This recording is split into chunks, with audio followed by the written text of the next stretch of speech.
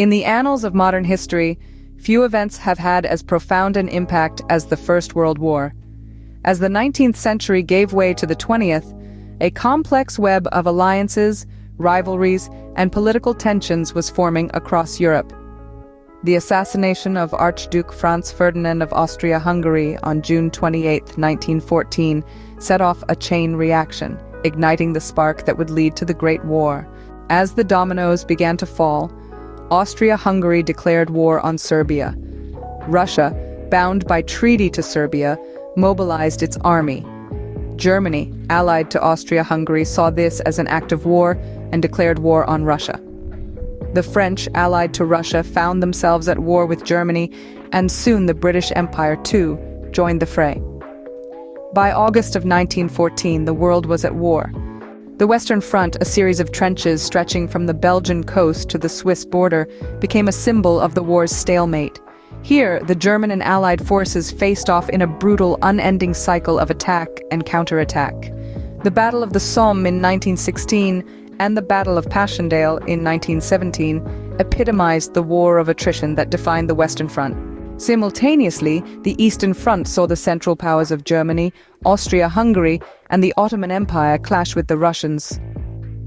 The Battle of Tannenberg in 1914 was a disastrous defeat for Russia, but the front remained fluid and volatile until Russia's withdrawal from the war following the Bolshevik Revolution in 1917.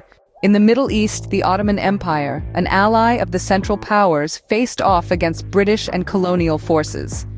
The ill-fated Gallipoli campaign in 1915 was a notable event, as was the Arab Revolt, which saw the end of Ottoman rule over much of the Middle East. The war at sea was no less significant. The sinking of the Lusitania in 1915 by a German U-boat, with the loss of over 1,000 lives, shocked the world and helped to turn American sentiment against Germany.